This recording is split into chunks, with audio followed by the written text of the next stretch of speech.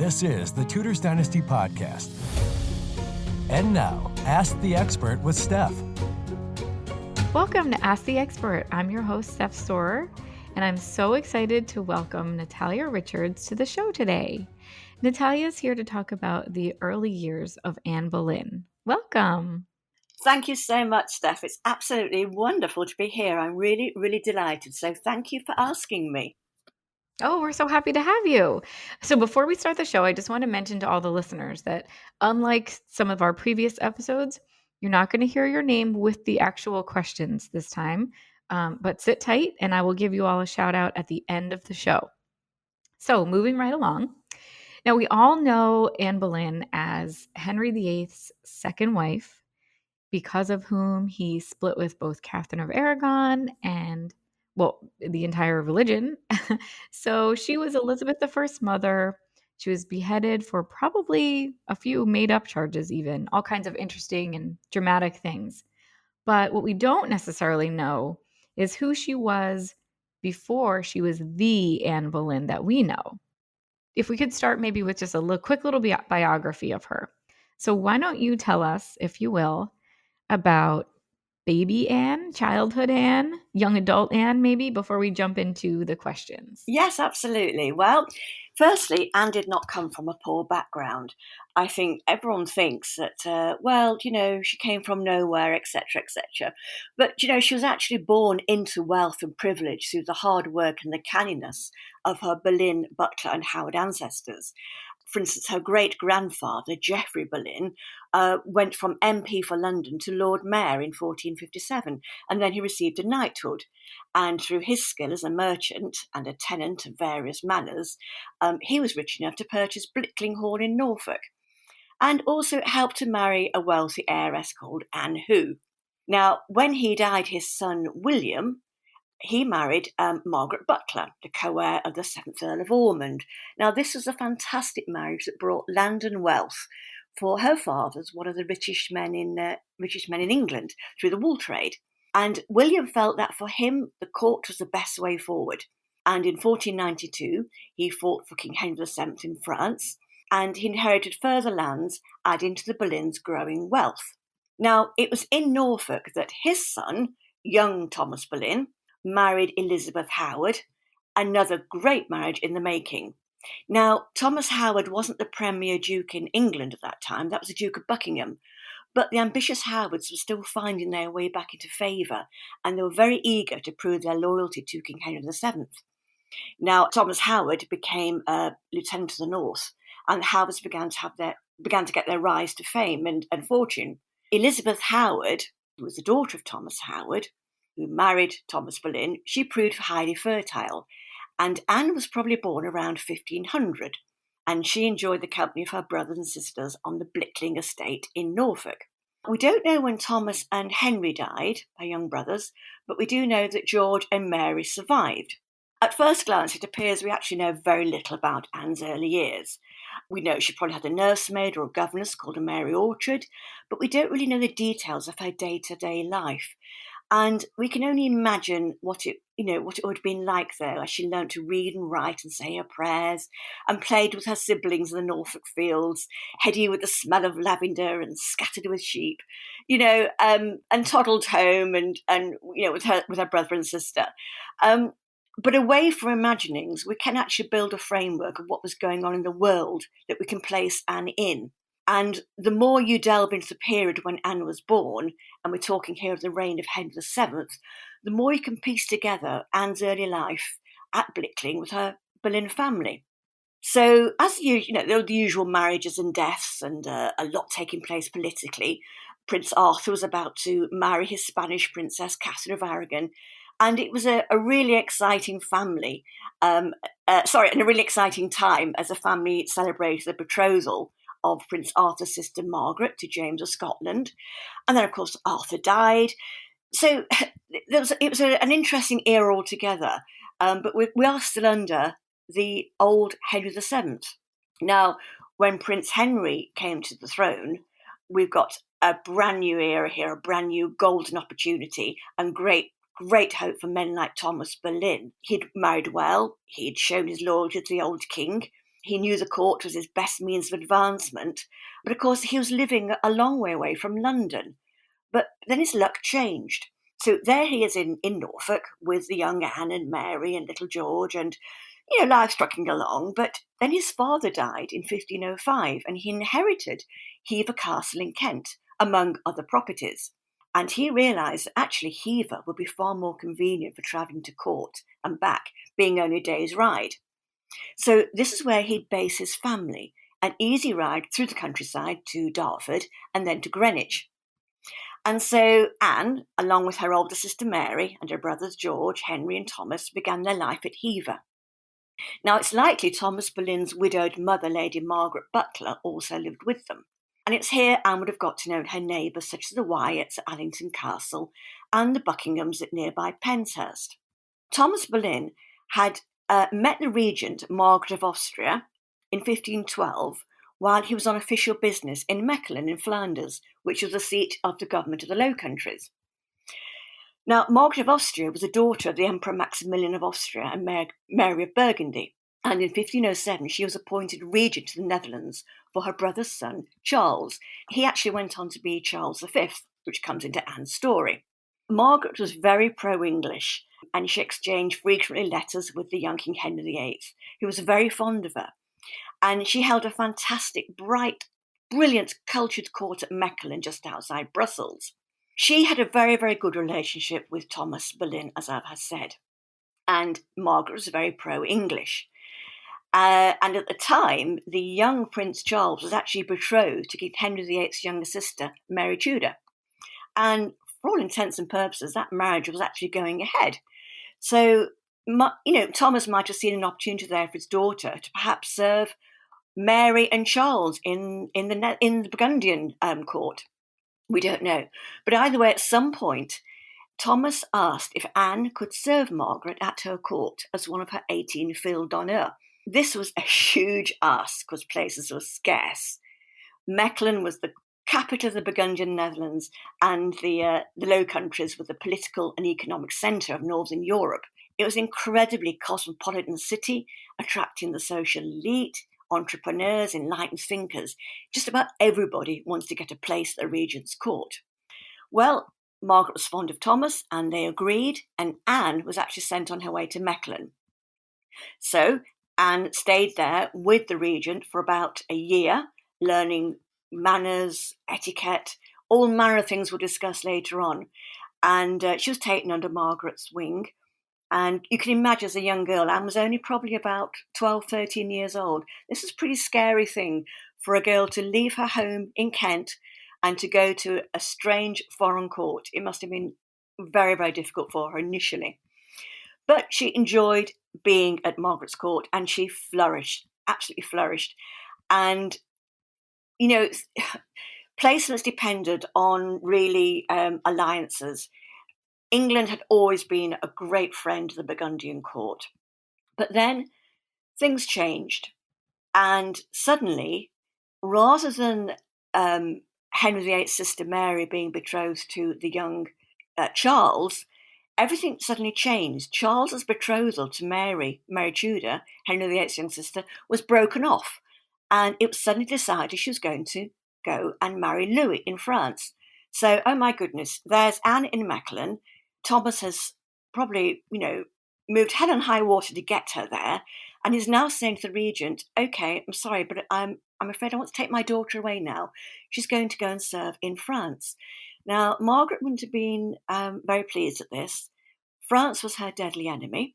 She liked Anne. She'd been training Anne up, and she was expecting to see this girl polished and finished to the high standard that she expected of her girls, and suddenly Thomas wanted to take her away. So she agreed, but she did drag her feet a bit over this, and we don't know why.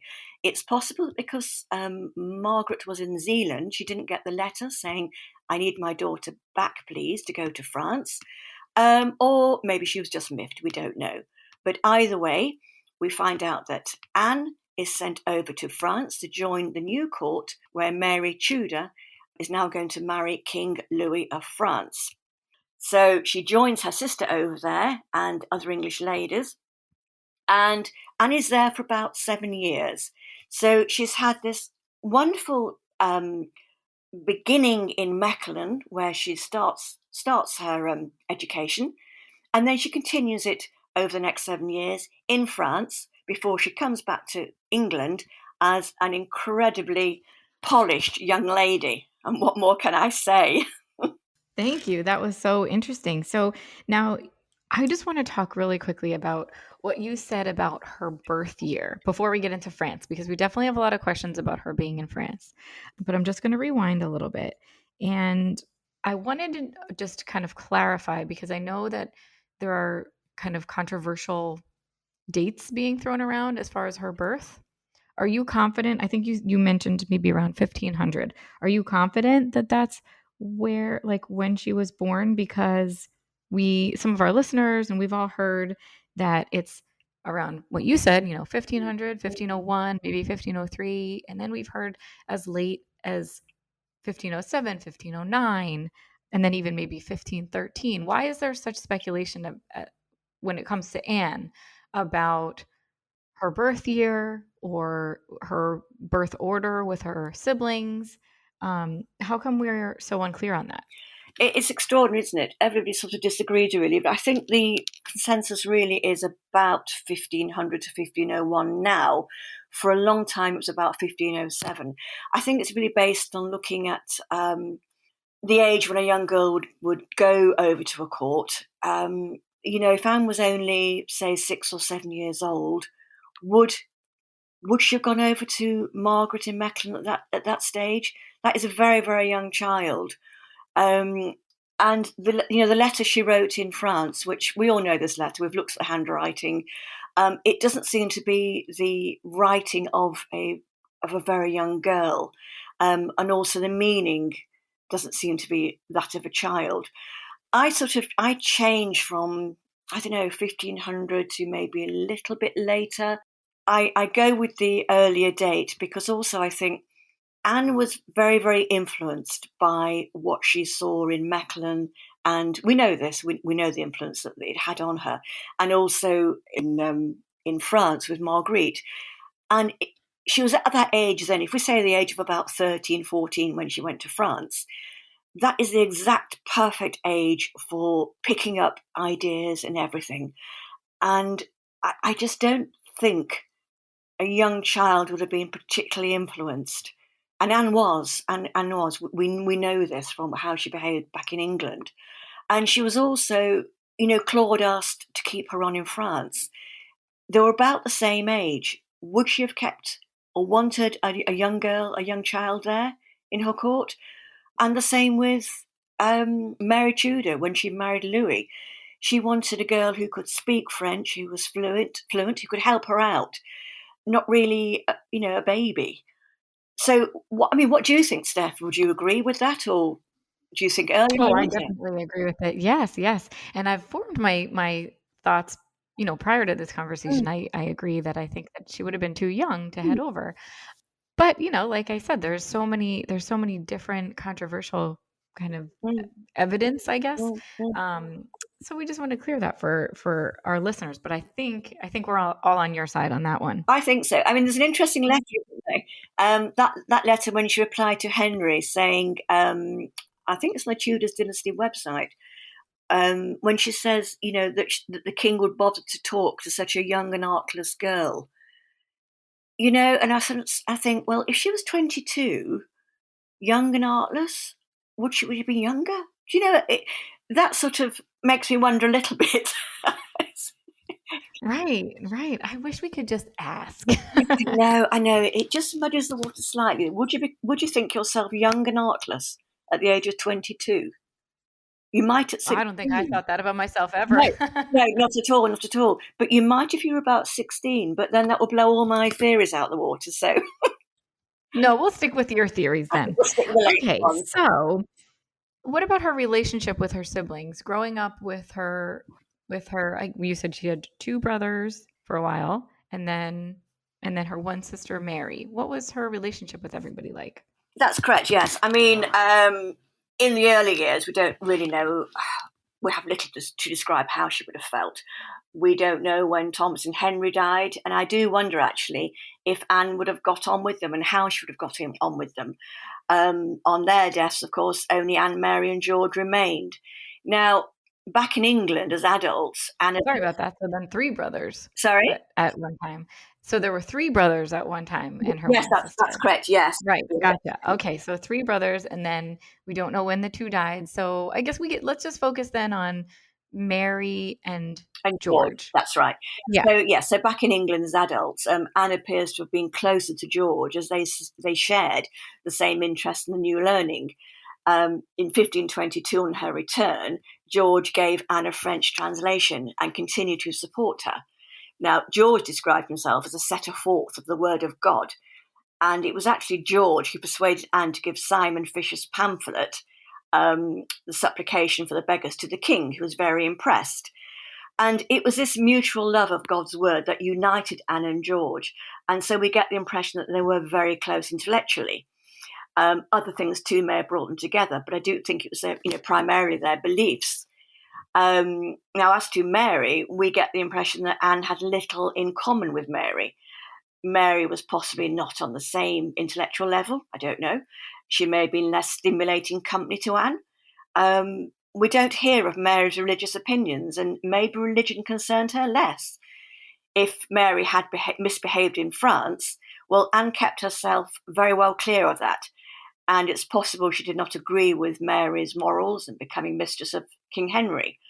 Now, later, when Mary married William Stafford without royal permission, Anne was furious at the slight to her position as queen, and Mary had to turn to Cromwell for help.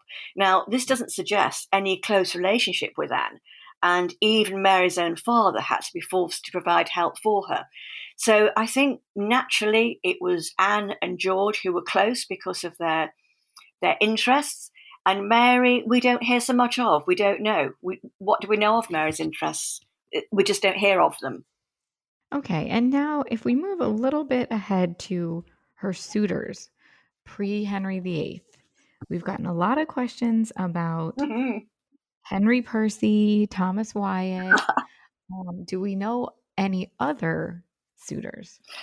Well, there is no mention of anyone in France, so we have absolutely no idea if she was wooed at all there. It is possible there were flirtations because Claude ran a very strict and pious household, but it wasn't dull. Claude loved travelling, even though often pregnant, and she was very cheerful and easygoing. She loved music and dancing, so there was plenty of opportunity for Anne to shine. So, the only person we know who was considered as a husband for Anne was James Butler, the son of Piers Butler, the 8th Earl of Ormond. So there was nothing going off in France as far as we can tell. But back in home, the Butler problem was raising its head. Now, James was a little older than Anne, and we have a portrait of his father Piers, and James may have had the same red colouring, we don't know. He had fought at Terouanne as a soldier, was injured, and now was lame. So he was possibly more soldier than courtier. He was in Wolsey's household at this time at the English court, and we don't know what he felt about the situation about marrying Anne. Personally, I don't think he sounds like Anne's type at all. But why was a marriage between Anne and James even being mooted? Well, the situation was really quite complicated. Anne's great-grandfather, the 7th Earl of Ormond, with no male heirs, he left his Irish estates to Anne's grandmother, Margaret, and her sister. Well, for years, the estates were managed by a cousin, Piers Butler, who on the Earl's death felt they were his. He'd been doing all the work, they were his. Well, Thomas Boleyn felt the lands were his through his grandmother. And anyway, King Henry didn't recognise Piers's claim and was on Thomas's side. Now, Thomas, Anne's uncle, came up with the idea, Thomas Howard, came up with the idea that if Anne married James Butler, son of Piers, the title of Countess would come to her, and the Butlers could have the lands. But Thomas Boleyn wasn't keen on this at all, and the problem kept going round and round. Now, James and Anne probably met at the Field of Cloth of Gold in 1520 in France, then again at the English court in 1522, where James was actually a guest, I say guest, of sorts in Wolsey's household. he was actually eager to return to Ireland, to be back in the field with his men, attending his father's lands and businesses.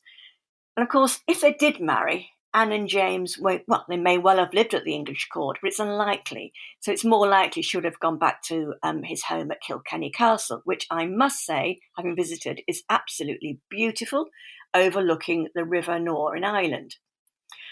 But other than James, we don't know of any serious offers before Henry. There was nothing really we know of. Well, then that's going to answer our next question, because one of our other listeners was wondering if while she was in France, if Anne would have had any propositions, or if she would have maybe stayed in France and preferred marrying a Frenchman. Do you think that she had any inkling to stay where she was, or did she always want to leave? Why did she stay in France? Well, preferring to stay in France, well, it rests on two things, really. If she's going back to an arranged marriage, or if she's going back as a single girl. So she's in France, and Cardinal Wolsey, Henry VIII's Lord Chancellor, wanted to resolve the Boleyn family issue problem by marrying Anne to James. So we know that, we've just said that. And the problem's been going on for years and years. And, you know, some writers think that Anne may not have known about James, but I think it's unlikely. I think she would have known about what was happening. But you see, by 1521, Anne was really her own person, and maybe not quite the dutiful daughter who arrived at Mechlin all those years ago.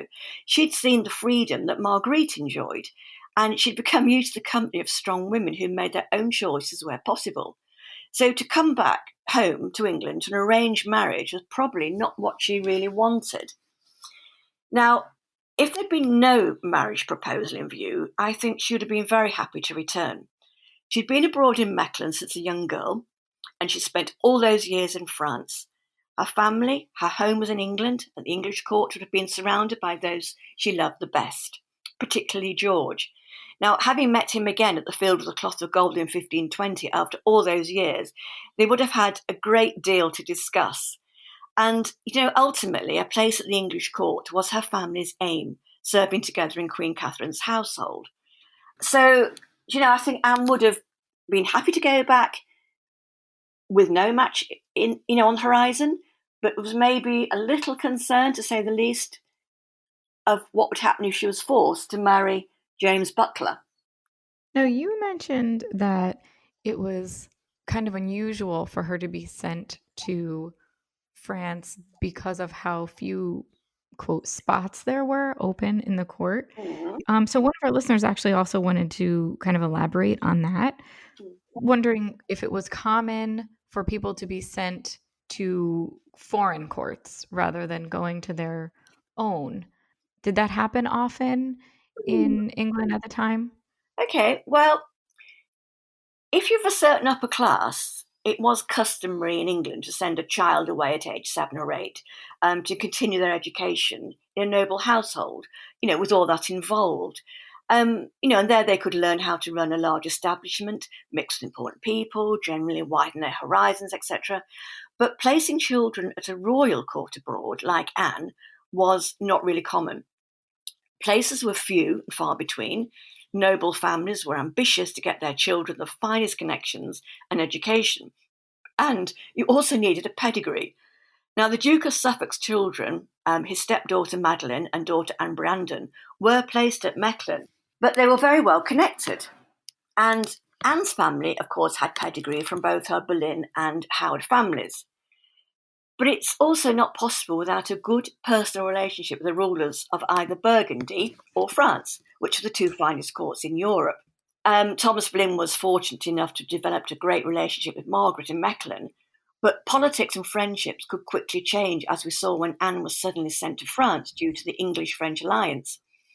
On the whole, then, I would think it was more common to send children to noble houses in their own country than abroad. If you could manage to get your child in a court somewhere, well, good for you, but I think it would be pretty tough. This brief interruption is brought to you by, well, me. Do you love Tudor's Dynasty? Consider becoming a patron on Patreon. Patrons get access to all kinds of amazing things that the everyday listener does not. Find out more by going to Patreon. That's patreon.com/Tudors Dynasty and click Become a Patron for details. All right, back to the show. Our next question is kind of out of left field, but, and it doesn't necessarily even have anything to do with what we're talking about, but it's a fun one because we generally think of Anne Boleyn as this kind of dark-haired, beautiful, unique-looking enchantress when it came to Henry VIII. But now we've recently been hearing things that she was possibly red-haired. I don't What do know. you think about that? No, and I don't know where that's coming from. I would say definitely not. I feel very, very strongly about the fact that she was brunette. Now, Thomas Wyatt at that time described her as such. She was also described at the time as having a swarthy or dark complexion. That doesn't sound very flattering, but, she wasn't fair as, say, a redhead would be. If you had red hair, you obviously have a fairer skin. So I don't think maybe she was black-haired, maybe more of a chestnut. Queen Elizabeth's red hair probably came from Henry's genes. Now, there is a sketch that may be Anne Boleyn. Do you know the one I mean, in the casual dress where she's taken from the side. We think she looks pregnant. She's sort of in déshabillé, on the bonnet. Yes, yep. And if you look at that one, obviously it looks like she's got fair hair. And I think this is what people are perhaps looking into. But is that really Anne? I know it's labelled Anne, but is it Anne? I think the National Portrait Gallery picture shows her, the one that shows her with chestnut-coloured hair and brown eyes, and the Hever portrait with the dark eyes and hair where she's holding the rose, more likely depicts her true hair colour. I think we should go with Wyatt. At no point did they ever say, or do we ever hear anything in contemporary reports that she was fair-skinned or light-coloured in her hair. Again, I'm on your side with that one. I've still been maintaining that she had darker hair. All right. So now, again, we want to stop before I know we all have so many questions about her and Henry VIII, but that's a different episode. So up until the time that she met him or he started courting her, all that kind of stuff, up until the time that he was actually in her life, who do you think was the biggest influence on Anne? Well, I was thinking about this question. I'd like to say her mother or her father, you would hope. But really, it depends on the word. If you look at influence, is that taste or interest? If we look at Anne's love of, say, books and manuscripts, then she would have been influenced at a very young age by Margaret of Austria. And I think Margaret really here had the influence over her very early life. The Burgundian Library, which Margaret liked to share with her ladies, and Anne would have been welcome to look at the books, held over 200 illuminated manuscripts, including 20 Bibles, 5 large books of music, and endless books on astronomy, medicine, and romance, etc., etc. They had fantastic illustrations, were bound with velvet, with beautiful golden clasps, and many were inherited from Margaret of York. Now, we know Anne loved books, and I'm sure that her love of books would have stemmed from this very, very early period with Margaret. But of course, there are other things too that would have excited Anne. Margaret's taste in art, for instance. She had this incredible collection. It was a bit like a museum, if you can imagine a museum of different cabinets and rooms. And it was packed full of objets d'art, from clocks and coral to stuffed parrots and Indian feathers. It was all there. There was so much. And she loved her young maids going in and looking at the items that she got and helping her maybe with her inventory later on. And we know that Anne had a fantastic taste in art. The king's Flemish goldsmith, Cornelius Hayes, in 1531, he submitted a bill for items for Anne, which included mending a little book which was garnished in France, garnishing a little book with a crown gold for her. Anne was interested in art and style. And she would have also have noticed at Margaret's court the humanists who were swarming around, men like Cornelius Agrippa of Antwerp, who also found protection under Margaret at Mechelen. Now, Margaret agreed with his statement that only masculine tyranny and lack of education prevented women from playing a role in the world equal to men. Now, Anne would have heard this, and she would have been aware of this. Remember, she was about 13, 14 years old. She was, no, about 12, 13. She was soaking this up like a sponge, all this wonderful information. And Margaret encouraged her ladies to learn at every opportunity and to mix in artistic, literary, educational, and philosophical circles. But as to her interests, now this is something else. Anne resided at the French court for about 7 years. And in that time, she began to work out her opinions. And Marguerite, sister to Francis I, seems to have interested her the most. Now, young Queen Claude, who was about the same age as Anne, married to Francois, well, her job was really to produce the heirs, which she did. And Marguerite was able to indulge her interest in the religious reform of the Catholic Church, something Anne would later do. Marguerite wanted reform of the Badiran convents and monasteries, and she visited them herself, and she offered help and relief. And Anne noted all of this, and she was later to do the same, helping poor students, assisting universities. Like Marguerite, Anne was a Catholic and only wanted reform within the church. Claude, too, was actually involved to some degree, and she targeted the Benedictine houses, trying to reform them from within. So Claude was also very, very much involved. And Anne's books are tangible evidence of her interest in religious reform, which she got from Marguerite. Of the 9 books that belong to her, 6 show signs of early French reformist influence. She owned Lefebvre's translation of the Bible into French, and many others. And her brother George gave her a commentary on the 4 Gospels, published in 1522, and inscribed in it to her from her most loving and friendly brother. And she owned a French Psalter. So I think Anne's tastes were very, very much influenced by Marguerite, to some extent Louise of Savoy, who was the king's mother, and also Claude as well. Claude also had an influence on Anne. You know, Claude loved fabric and clothes. She had impeccable taste. She favoured simplicity in her garments. She liked to wear her simple, plain Brittany cross. You know, she was clean and neat, and she was often given sumptuous embroidered fabrics as gifts when she was travelling. Anne, too, later loved clothes and fabrics, and she was noted, as we know, for her clothes, for her taste and her flair, and she stood out as different. So, although the others influenced Anne on perhaps a more serious level, Claude certainly influenced her on the rule that less is more. And I think that's nice to think that Claude had some say in perhaps Anne's taste. I mean, do you agree with that? Would you think that Claude did have an I sure do. I think you're spot on in every answer so far, but yes, I definitely agree. When you started talking about her maybe and her mother and her father, I was like, get to the people, the court, the queens and all that. That's exactly what I thought. So yeah, great. I'm quite sure that all our listeners agree with that too. Yeah, absolutely. So there was a lot of influence there, and I think she was at the perfect age to take all of this in and take it all on board. But Marguerite and Louise of Savoy were very, very careful with their thoughts on reform. They didn't keep it secret, but they didn't bandy their views around very much, which is quite interesting. It still wasn't an open subject completely. But we do know that Anne did follow their pattern of trying to reform the monasteries, as we see in England. A great many of them did need reforming. They were in a very bad way.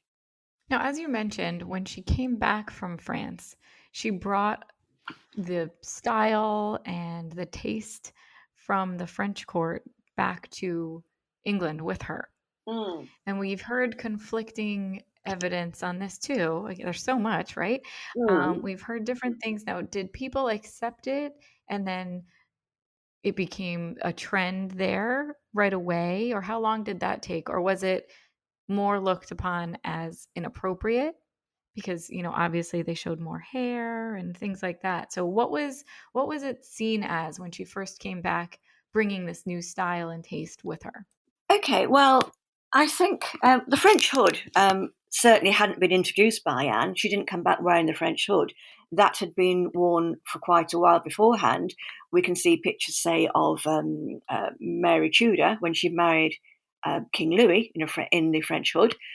And it did evolve over some years previously.